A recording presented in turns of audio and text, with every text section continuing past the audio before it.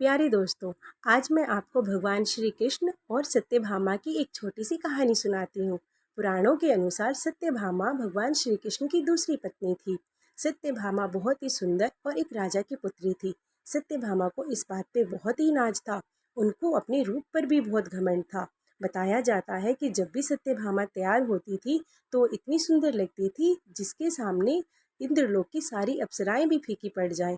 सत्यभामा को इस बात से बहुत ही घमंड होता था कि वो इतनी सुंदर है।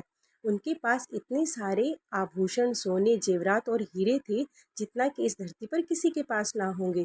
एक बार सत्यभामा ने सोचा क्यों ना भगवान कृष्ण के जन्मदिन पर उनका तुलादान किया जाए, जिससे कि सभी लोगों को पता चल जाएगा कि वो भगवान श्री कृष्ण से कितना प्यार करती हैं। चारों तरफ जन्मदिन का उत्सव चल रहा था। तभी सत्यभामा ने एक बड़ा सा तराजू मंगवाया और उसको दरबार के बीचों बीच रख दिया।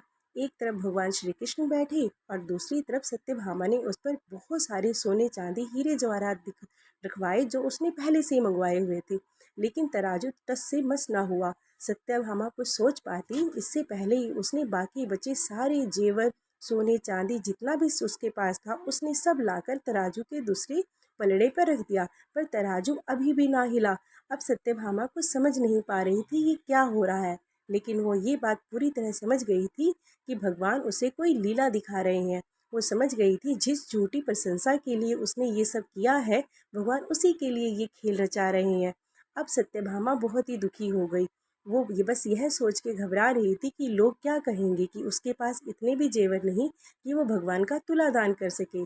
तब वो दुखी मन से महारानी रुक्मणी के पास गई। महारानी रुक्मणी भी उस समय वहीं बैठी थी। तब उन्होंने कुछ सोचा, फिर उन्होंने एक निर्णय निकाला।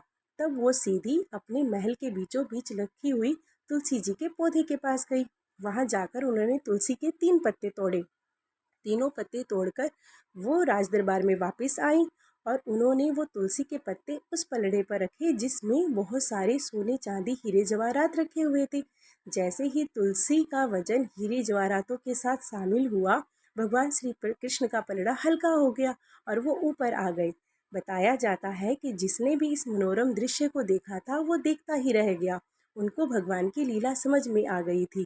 जिन लोगों ने ये दृश्य देखा था उन्होंने पहले ऐसा कभी कुछ देखा ही नहीं था। इतना मनोरम दृश्य इतनी सुंदरता से भगवान श्री कृष्ण ने सिखाया था कि सब लोग देखते ही रह गए।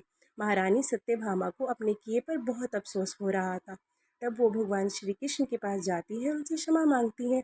भगवान श्री कृष्ण उनको क्षमा भी कर देते हैं। तो प्यारे दोस्तों, इस कहानी से हमने क्या सीखा कि झूठे दिखावे में कुछ नहीं रखा है। भगवान